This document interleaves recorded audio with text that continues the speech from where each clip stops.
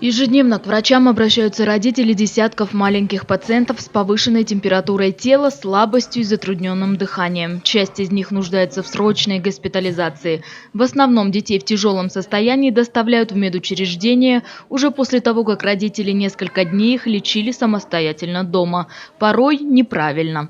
В Национальный центр охраны материнства и детства обращаются жители не только Бишкека, но и со всей республики. Среди детей много в возрасте до 1 года. Мы приехали из села Беловодское в 3 часа ночи, внучке 3 месяца. У нее поднялась температура, даже начались судороги. Постоянно плачет. Врачи говорят, что состояние было тяжелое, надо было сразу везти малышку в больницу. Ну дай бог все уладится. Главное, ребенок под присмотром врачей. На сегодняшний день выписано 26 детей с синдромом Кавасаки. 4 до сих пор проходят лечение. Специалисты подчеркивают, что многие из них не получали прививки от гриппа и пневмонии. Кроме того, сезонные ОРВИ осложняются и коронавирусной инфекцией. Самолечением заниматься нельзя. Это очень вредно.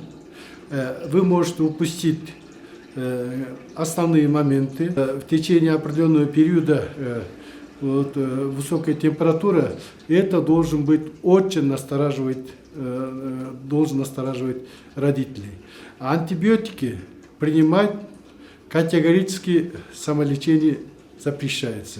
Антибиотики при вирусных заболеваниях, при коронавирусной инфекции абсолютно не помогает. Медики отмечают рост числа заболевших во время школьных каникул. К слову, будут ли занятия в школах в 4-й четверти проходить дистанционно или в традиционном формате, зависит от эпидемиологической ситуации. В последние несколько дней растет количество заболевших коронавирусной инфекцией. Кроме того, врачи все чаще диагностируют пневмонию у детей в возрасте от 3 до 15 лет. Между тем, медики говорят, что они готовы к большему наплыву пациентов. Для этого есть свободные койко-места и все необходимые медикаменты. Кроме того, врачи рекомендуют родителям укреплять иммунитет своим детям, а также избегать мест массового скопления людей. Елена Ткаченко, Сиязбек Нурманбетов, Ала-То, 24.